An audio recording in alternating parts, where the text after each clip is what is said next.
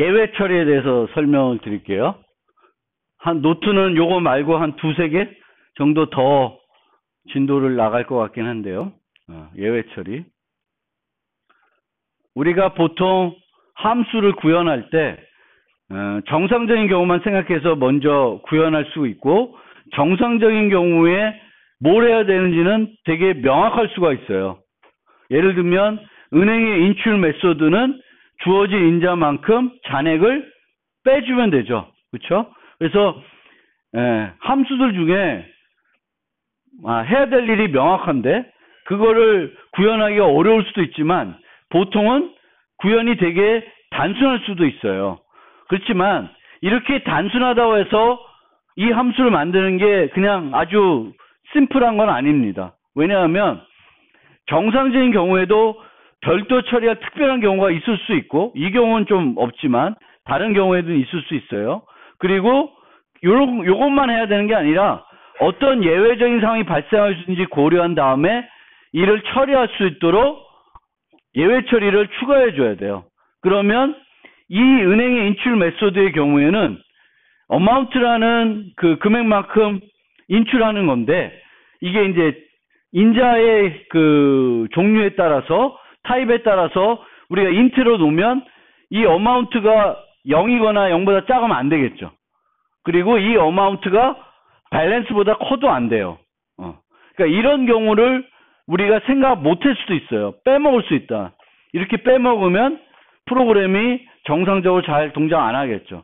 그래서 여기서 말씀드리고 싶은 거는, 우리가 어떤 프로그램 짤 때 어떤 함수 하나 놓고 보면 그 함수에서 발생할 수 있는 예외를 생각해낼 수 있는 것도 프로그래머가 갖춰야 되는 중요한 기술 중에 하나예요. 우리가 문제를 살펴보면서 함수를 이거 만들어야 돼. 그럼 이 함수는 정상적인 경우에는 이렇게 해야 돼. 그런데 이 경우 어떤 예외적인 경우도 있는지를 찾아낼 수 있어야 되는 거죠. 못 찾으면 어떻게 돼? 그거를 처리 안 할 거고, 그러면 그거를 배포했을 때는 그 상황이 발생하면 프로그램은 오동작을 하게 됩니다. 그래서 요게 중요하다라는 거고요. 함수의 기본 안전성이라는 개념이 있어요. 그래서 함수 실행 도중에 예외가 발생하면 어떻게 해야 되냐, 우리가 사용 중인 자원에 대한 필요한 조치들을 해줘야 된다고 합니다. 예를 들면 예외가 발생했을 때에는 내가 파일을 열어놓고 있었으면은 그 파일을 닫아줘야 되겠고, 동초 할당해 놓은 어떤 메모리 공간이 있으면 예외 발생이 판단이 되면 그거를 반납해 줘야 됩니다. 그리고 불변 조건들이 유지되는지 유지시켜 줘야 돼요. 그러니까 불변 조건이라는 것은 변하지 않아야 되는 조건이에요. 항상 만족을 해야 되는 조건을 우리가 불변 조건이라 그럽니다. 그래서 뭐 여러 가지 있는데 함수 불변 조건이라는 것도 있고 클래스 불변 조건이라는 것도 있어요. 그래서 함수 불변 조건이라는 건 뭐냐면은 그 함수가 실행되는 동안에 늘 만족을 해야 되는 조건이에요. 예를 들면 우리가 은행 계좌 예제에서 밸런스, 잔액은 음수 마이너스 통장을 고려 안 하면 항상 0보다는 커져야 돼요. 그러면 인출 메소드도 그렇고 입금 메소드도 그렇고 항상 밸런스 값은 0보다 커야 돼요.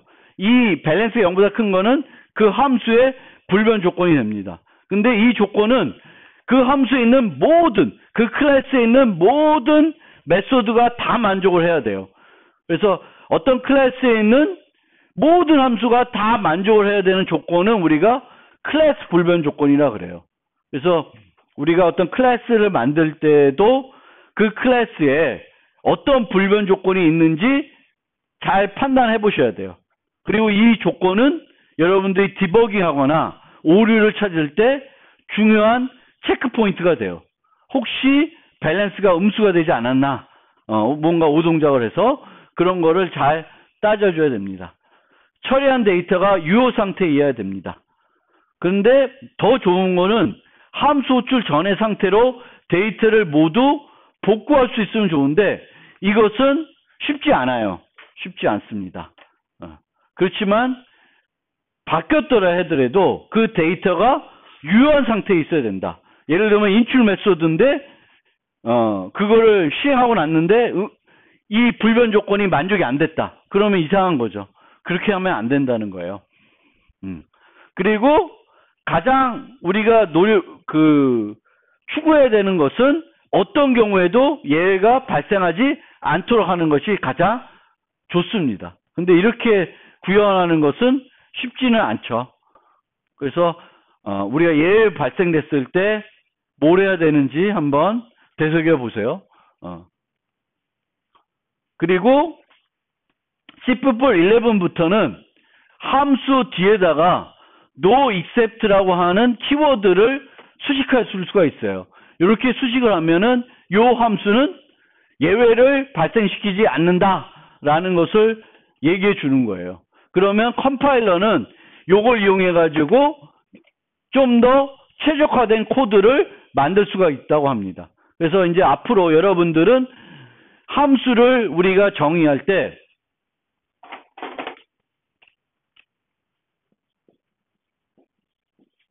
요 뒤에 올 수 있는 수식어들 배운 게 뭐 있어요? 노익셈 말고 뭐가 있죠? 컨스트가 있습니다. 그리고 만약 이 펑션이 함수에 있는 멤버들을 수정하지 않는다. 그럼 뭐라 붙여요? 컨스트를 붙여줘요. 또 여기에서 실행된 코드가 절대 수로 예외를 발생 안 시켜. 그러면 여기다 뭘 또 써줄 수 있어요? no except. 둘 다 써줄 때에는 no except가 const 뒤에 와야 돼요. 이게 바뀌면 안 돼요.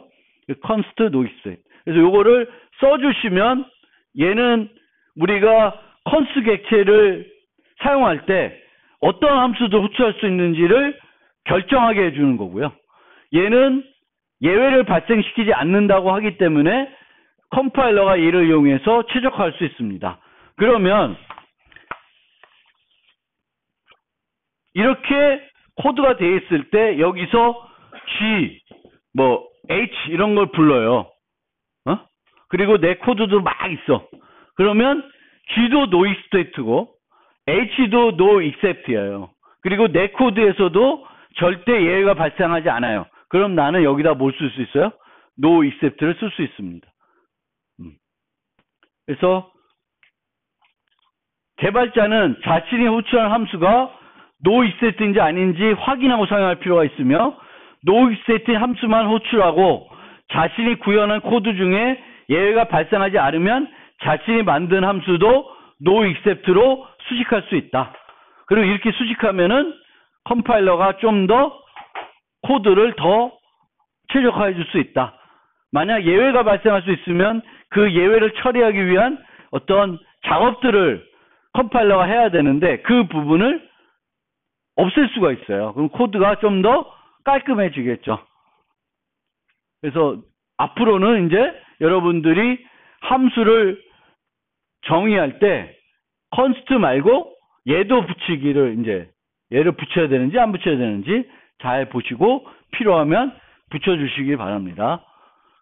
그러면 실제 예외 처리가 어떻게 하는 건지 한번 봅시다. 예외라는 것은 정상적인 경우에 일어나지 않지만 발생 가능한 문제를 말해요. 예를 들면 0 나누기, 열고자 하는 파일이 없는 경우, 자원이 부족한 경우, 하드디스크에 이제 내가 파일들을 막 어제 저장하려고 그러는데 저장이 안 되더라고요. 왜 안 될까? 용량이 부족해서 어제 왕창 영화를 다운받아서 막 정리하는데 저장이 안 돼요. 그때 봤더니 내 하드디스크가 꽉 찼더라고요. 얼마나 영화를 많이 다운받았는지. 그래서 그런 것들이 예외에 해당되겠죠. 예외. 그 다음에 개발 과정. 그런데 이 예외들은 우리가 개발하는 과정하고 개발한 이유하고 조금 다르게 생각해야 돼요. 개발하는 과정에서는 예외 처리를 통해서 뭘 해줘야 되냐면은 오류를 발견해 줘야 돼요. 그래서 코드들을 예외가 발견되면 수정을 해가지고 실제 배포에서는 그 예외들이 발생하지 않도록 해야 돼요. 그런데 예외를 발생하지 않도록 다 만들었는데 어떤 것들은 발생할 수밖에 없어요. 그거는 이제 내 문제가 아니라는 거지. 예를 들면 열고자 하는 파일이 없는 경우, 자원이 부족한 경우는 내가 어떻게 해결할 수 있는 문제가 아니에요. 코드를 통해서 해결할 수 있는 문제가 아닙니다. 그것은 내가 개발한 이후에도 사용자가 사용하는 하드디스크, 뭐 거기에 따라서는 용량 부족이 나타날 수가 있죠. 근데 그런 경우에는 이제 그런 것이 발생할 수 하더라도 죽으면 안 되는 거지. 뭐 엉뚱한 짓 하면 안 되는 거예요. 그래서 그런 경우에는 그런 것들을 잘 알려서 사용자가 하드디스크를 교체한다든지 그 일을 포기한다든지 해가지고 프로그램이 죽지 않고 계속 돌아갈 수 있도록 해줘야 돼요. 그래서 개발이 완료되어 배포되어 사용자들이 사용 중인 소프트웨어에서도 예외가 발생할 수 있는데 어떤 예외들이 발생할 수 있냐? 예측되지 못한 예외는 처리되지 않아요. 이게 가장 배드 케이스겠죠. 프로그램을 잘못 짠 거죠. 왜 그랬을까? 내가 그 예외는 생각을 미처 못한 거죠. 그렇죠? 예를 들면 앞에 짜는데 요거는 음수되는 건 생각 못했어요. 근데 음수로 입력이 되면 이제 문제가 되겠죠. 그렇죠? 그래서 예측되지 못한 예외는 처리되지 않아요. 예측되어 처리된 예외에 대해서도 뭘 해줘야 되냐? 사용자한테 오류 사실 알려주는 거예요. 용량이 부족합니다. 뭐 프린터에 용지가 없어서 인쇄를 못합니다. 이런 거를 이렇게 알려줘야 돼요. 그리고 만약 프로그램을 계속 수행하기 어렵다. 그러면 프로그램을 종료시켜 줍니다. 프로그램을 다시 시작하게끔 종료시켜 줘요. 근데 이때 또 뭘 해줘야 돼요? 가급적이면 사용자가 막 했던 작업들은 손실내지 않게 저장을 해줘야 돼요. 그리고 우아하게 종료할 수 있도록 해줘야 된다는데 요거는 우아하게 종료한다는 것은 혼자만 죽어야 돼요. 다른 것도 막 시스템에 영향을 줘야 되면 안 된다는데 이거는 근데 프로그래머가 어떻게 프로그램을 잘 짜서 할 수 있는 일은 아니에요. 이제는 대부분 어디에 의존이 되냐면 운영체제가 해야 될 일이에요. 운영체제가 잘 못 만들어져 있으면은 어떤 프로그램이 오류가 발생했을 때 운영체제 자체가 불완전해질 수가 있습니다. 근데 운영체제는 워낙 복잡하기 때문에 우리가 쓰는 저 맥, 윈도우스는 다 완벽하지 않아요. 그렇죠? 그래서 프로그램을 많이 쓰다 보면은 언젠가는 뭘 하고 싶어요? 재부팅 하고 싶죠. 그렇죠? 느려지니까. 이거는 운영체제가 잘 못 만들어져 있어서 그런 건데 어쩔 수 없어요. 그러면 프로그래밍 때 고려해야 될 문제들은 뭐가 있냐?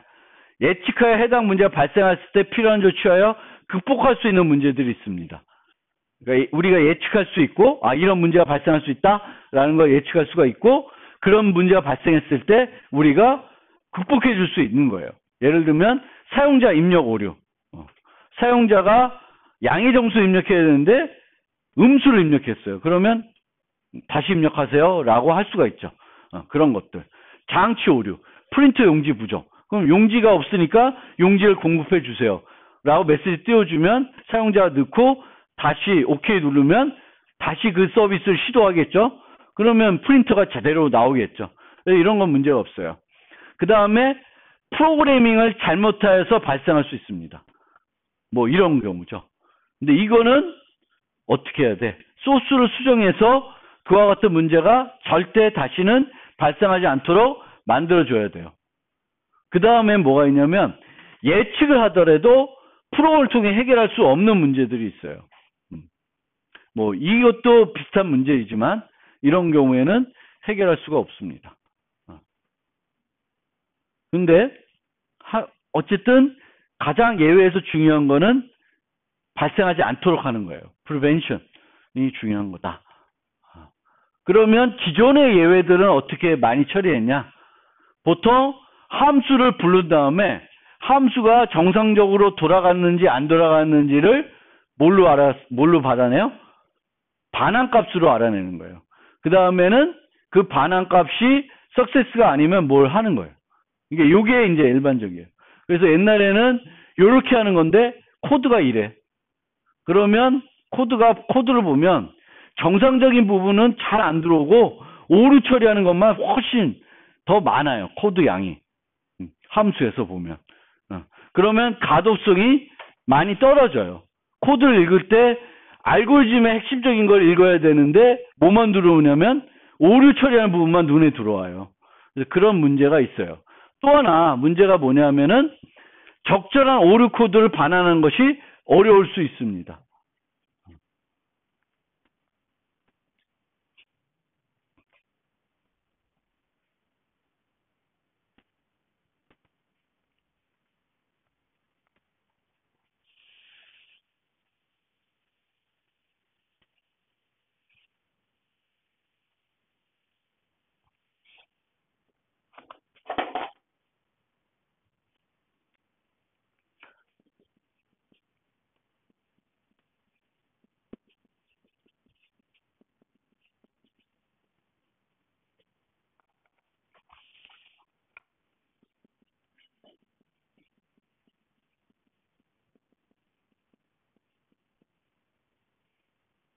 이런 함수가 있다.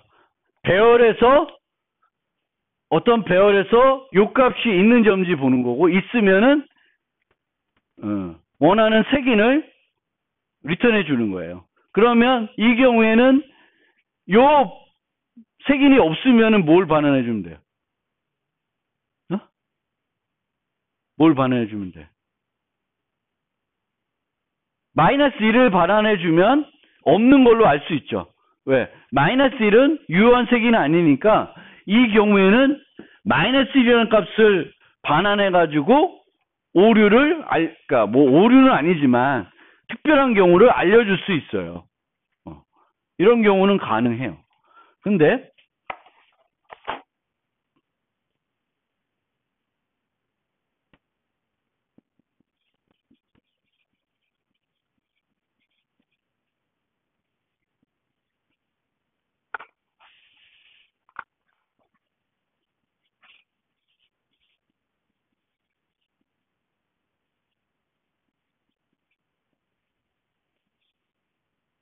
만약 이런 비교 함수가 있다.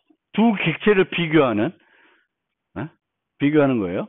같으면 0, 크면 양수, 작으면 마이너스 1을 음수를 반환해 주는 거예요.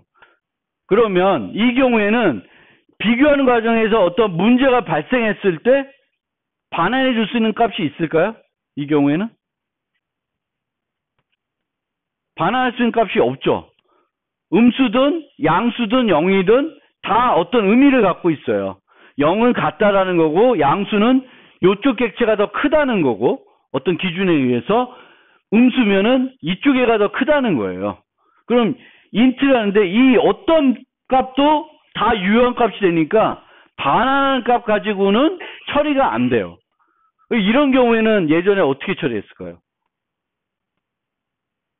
이런 경우에 혹시 C에서 이런 경우에 에러 처리를 어떻게 했을까요?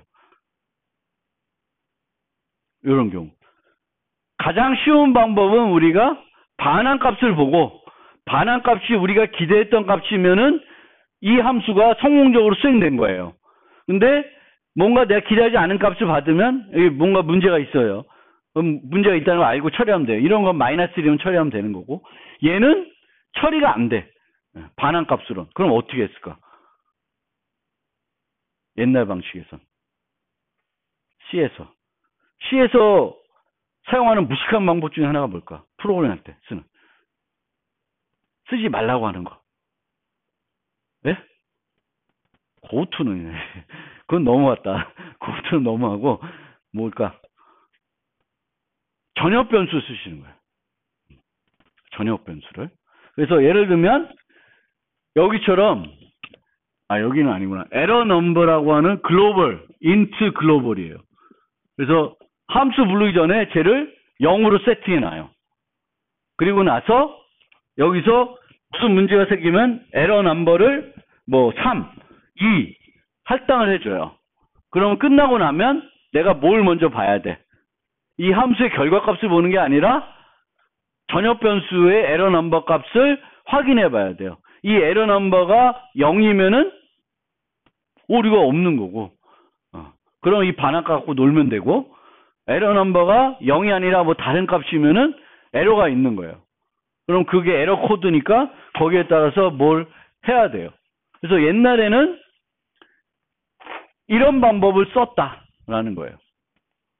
C에서 이거 많이 썼어요. 글로벌 변수.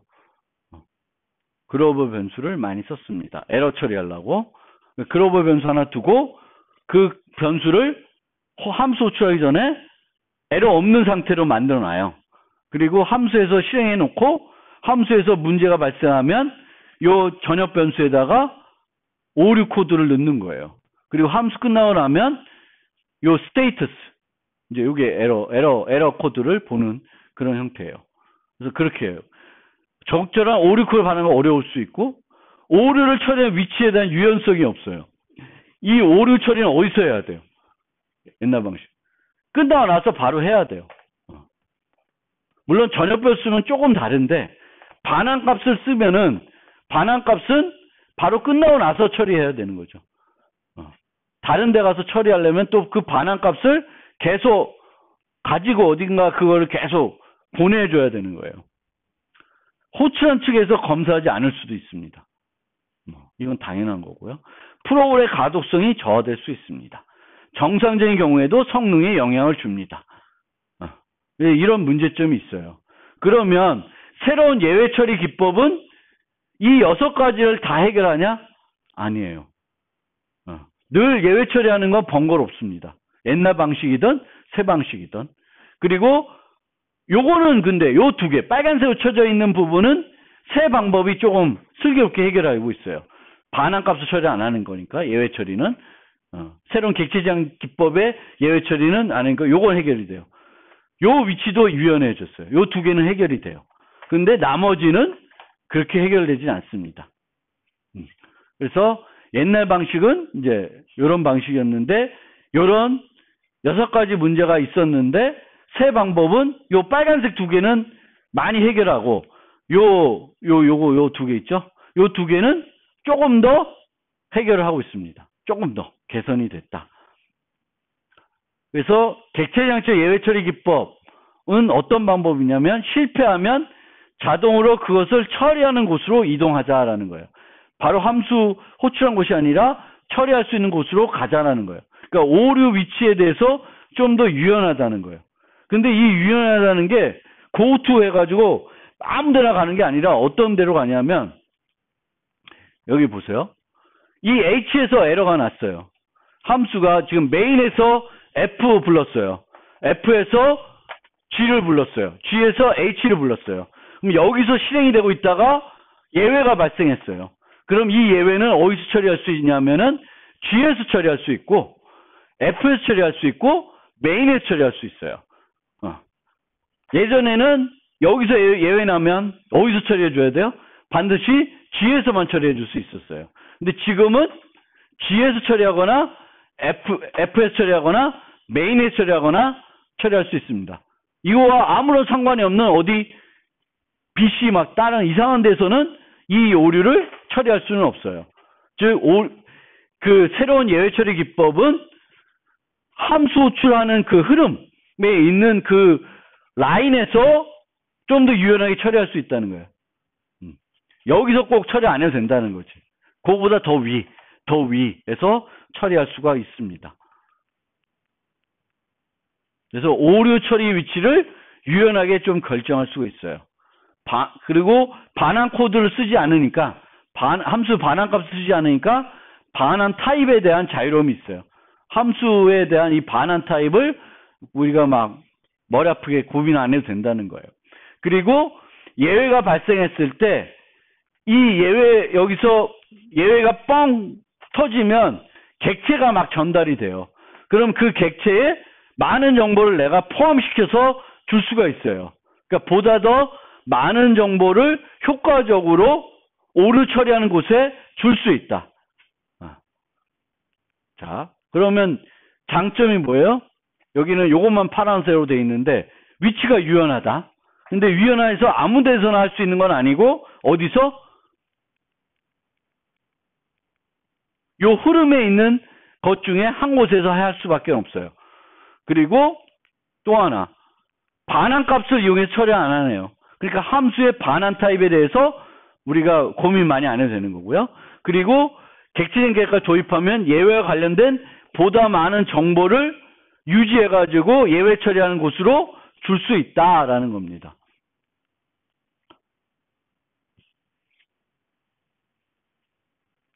여기 보시면 쭉 실행하는데 여기 보면 사용자한테 캐패시티를 받아요. 근데 이 사용자도 저랑 비슷하게 성격이 조금 괴팍한가 봐. 그래서 -1을 입력했어요. 그러면 P equal U int -1하면 어떻게 될까? 안 돼요. 예외가 발생을 합니다. 시스템에서 bad alloc 예외가 발생을 해요. 근데 여기서 예외를 메인에서는 검사를 안 하고 있죠. 그러면 메인에서 처리 못하면 처리할 수 있는 곳이 없어요. 그럼 시스템으로 전달이 돼요. 그러면 프로그램은 어떻게 되냐? 여기서 예외 발생했어요. 그러면 여기서 프로그램은 어떻게 돼요? 중단돼요. 종료가 되는 거예요. 그러니까 마찬가지로 이런 상태에서 여기서 예외 발생했어요. 그럼 일로 가죠. 여기 예외 발생하면 여기서 프로그램 중단되는 거예요. 그럼 어디로 가요? 예외가? 여기로 가요. 여기로 가요. 프로그램 흐름은 여기서 처리 안 해요. 그럼 G도 중단이 돼요. 그럼 여기로 가요. 여기서 처리 안 해요. 그럼 메인으로 가요. 메인에 처리 안 하면 어떻게 돼? 프로그램 여기서 죽는 겁니다. 그래서 그렇게 됩니다. 그런데 이제 여기서 try catch 해가지고 여기서 발생된 예외를 잡으면 안 죽어요. 안 죽고 프로그램이 정상적으로 종료시킬 수는 있어요. 그렇지만 이런 종류의 문제는 예외 처리하는 걸까요? 안 하는 걸까요? 안 하는 거예요. 왜? 우리는 어떤 경우에 이게 문제가 되는지 알 수 있습니다. 그래서 우리는 이걸 하기 전에 여기 뭘 해줄까? 캐피시티가 음수가 아니고 0이 아닌지를 검사하고 뉴를 해주게 됩니다. 그렇게 프로그램 짜는 거지 그냥 하게끔 해가지고 문제 생기면은 캐치해서 해결하는 게 아니에요. 그러니까 이거는 try catch를 이용해가지고 해결하는 문제는 아닙니다. 근데 이렇게 보여주는 거예요. 예외가 발생할 수 있는데 캐치를 하면은 프로그램이 예외가 발생된 위치에서 죽지 않고 계속 실행돼가지고 끝까지 정상적으로 리턴 제로를 만나서 종료시킬 수가 있다라는 겁니다. 그러면 이제 여러분들이 알아야 되는 게 두 가지예요. throw 그 다음에 try catch입니다. 예외 처리하려면 객체장적인 예외 처리 기법은 throw, try catch입니다. 그러면 발생된 곳에서 문제를 내가 발견했어요. 그럼 나는 예외 객체를 만들어서 던져요. 그럼 그 던지는 거는 이 흐름상에 아무 곳에나 잡으면 돼요. 안 잡으면 어떻게 될까? 프로그램은 죽습니다. 그럼 그렇게 되면 안 돼요. 내가 던지면은 무조건 그 던진 거는 어디선가는 받아야 되겠죠. 그래서 여기서처럼 이제는 우리가 은행 예제에서 그 예외를 여기다 집어넣을 수 있습니다. 그래서 0하고 같거나 음수이면 invalid argument라고 해가지고 throw 하는 거예요. throw. 여기 예외 객체를 만들어서 throw 하고 있습니다. 던지고 있어요. 그리고 amount가 밸런스보다 클 때는 efficient fund라고 해서 throw 하고 있습니다. 요 SCD 땡땡 invalid argument는 시스템에서 존재하는 예외 객체예요. 예외 클래스예요. 그러니까 시스템에는 다양한 예외 클래스들이 정의가 되어 있어요. 여기 이런 거. 시스템에 이런 예외 객체들이 정의되어 있어요. 그래서 런타임 에러 보면은 레인지 에러 있고 로직 에러에 invalid argument가 있습니다. 그래서 내가 이것 중에 하나 가지고 처리할 수도 있고 이게 별로 마음에 안 들어. 이름이 별로 잘 안 맞는 것 같아. 그러면은 여기서처럼 insufficient fund라고 하는 예외를 내가 직접 정의해서 사용할 수가 있습니다. 그런데 재미난 거는 재미있지 않을 수 있는데 여기서 수로할 때 원래는 뭘 던져야 돼요? 예외 객체를 던져야 돼요. 그런데 이 수로우는 아무거나 다 던질 수 있어요. 객체면 다 던질 수가 있습니다. 그래서 여기 보면 뭘 던지고 있어요? 스트링을 던지고 있어요. 그래서 이런 것도 가능한데 이거는 여러분들 하면 좋을까요? 안 좋을까요? 좋지 않습니다. 그래서 스로우는 예외 처리하기 위해서만 쓰시고 그때 뭘 던져야 돼요? 예외 객체들. 그럼 예외 객체들은 뭐다? 시스템에 정의되어 있는 예외 객체들이든지 아니면 내가 새롭게 정의한 것들을 이용해서 던지셔야 돼요. 그러면 이제 요 과정에서는 내가 잡을 수가 있고요. 그러면 내가 이제 잡고 싶다. 그러면 여기 보면 이거 계좌이체 하는 거예요. 계좌이체라면은 요 계좌에서 인출해서 요 계좌로 입금해 둬야 돼요. 5,000원을 여기서 빼서 여기다 넣어주는 거예요. 그러면 요거 트라이를 2개를 합니다. 그리고 여기 이렇게 캐치를 합니다. 캐치. 근데 캐치할 때 보세요. 컨스트 뭐로 했어요? 참조로 했습니다. 이거 중요해요. 받을 때 예외 객체는 컨스트 참조로 받으셔야 됩니다. 컨스트 참조를 안 받으면 문제가 생길 수 있어요. 그래서 C++에서는 이거를 항상 컨스트로 받으시면 돼요. 그래서 insufficient fund를 잡을 수도 있고 invalid argument를 잡을 수도 있습니다. 근데 얘는 뭐 잡아가지고 특별히 하는 일은 없어요. 뭔가 하시는 일은 없고 이제 처리만 안 되게끔 해주는 거예요. 그래서 try catch. 근데 이 캐치를 정의할 때 순서가 상당히 중요합니다. 여기 보시면 순서가 acid exception이고 그 다음에 invalid argument 나왔어요. 그러면 요 exception은 invalid argument의 부모예요. 그럼 invalid argument가 발생되면 얘도 잡을 수가 있는 거예요. 그럼 일로 안 가고 다 여기서 잡히겠죠. 그러면 이렇게 짜고 싶으면 순서를 어떻게 해야 돼요? 요 두 걸 바꿔야 되겠죠. 그래서 invalid argument 여기서 잡히고 invalid argument 아닌 나머지들은 여기서 잡게끔 요 위치를 바꿔줘야 돼요. 왜? 여기서 보는 것처럼 런타임 에러가 있고 요 밑에 얘네들은 얘의 하위 애들이에요. 로직 에러의 하위 애들이고 얘네들은 다 익셉션의 하위 객체들입니다. 그래서 이 try catch 할 때 뭐가 중요하다? 캐치의 순서가. 왜? 상속 관계가 있을 수 있으니까. 그런데 이때 여기 잘 보세요. 여기 컨스트가 없고 여기 참조가 아니다. 그럼 무슨 문제가 생길까?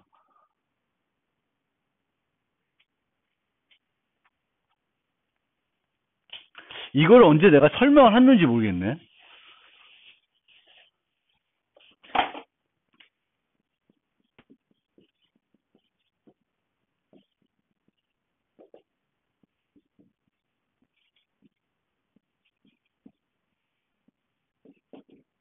이런 2개 함수가 있어요.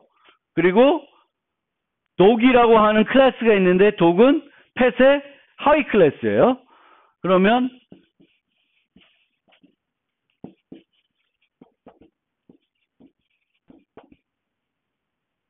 이렇게 했을 때 F에 D를 보냈을 때 G에 D를 보냈을 때 요거는 문제가 돼요. 문제가 있어요. 무슨 문제가 있나? 콜 바이 밸류로 전달하면 어떤 문제가 생기죠? 네?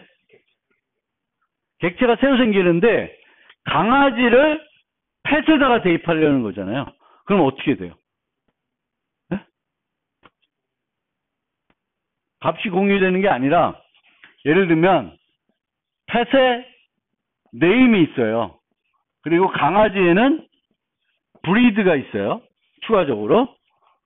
그럼 강아지는 멤버가 뭐뭐 있는 거예요. 원래 브리드만 있는 게 아니라 뭐도 있어요? 네임도 있는 거죠. 그런데 요 강아지를 펫에 대입하면 브리드는 어디로 갈까? 날아가요. 슬라이싱 된다 그래요. 왜? 부모 클래스에다가 자식 클래스를 콜 바이 밸류로 대입하면 자식 클래스가 물려받은 것만 대입되고 어떻게 돼? 원래 자기가 갖고 있는 고유 것들은 여기 들어갈 데가 없는 거예요. 그래서 항상 우리가 클래스 상속 구조로 이렇게 모델링 됐을 때 폴리모피즘 다양성을 이용해서 이렇게 객체들을 주고받으려면은 항상 뭘로 주고받아야 돼요? 참조로 주고받아야 돼요. 참조로 주고받지 않고 이렇게 되면 이게 슬라이싱 된다 그래요. 자식에 있는 모든 데이터가 다 가는 게 아니라 부모로 물려받은 애들만 대입되고 나머지는 사라져 버려요. 그럼 안 되겠지. 그래서 이렇게 되면은 인밸리드 아규먼트 밸류 들어가긴 하는데 인밸리드 아규먼트가 고유하게 갖고 있는 추가적인 정보들은 사라지겠죠. 그래서 안 된다는 거예요. 항상 뭘로 받아야 돼요? 참조로 받아야 되고 얘를 수정할 일이 없으면 요 안에서 이 객체를 컨스트로 받는 거예요. 그래서 여러분도 이렇게 상속 관계에서 요거와 요거 차이 내가 상속할 때 한번 설명한 것 같기도 한데 다시 한번 문제 콜Y 밸류로 이렇게 강아지를 펫에 보냈을 때 어떤 문제가 생기냐 그거를 알아두시면 왜 그러니까 객체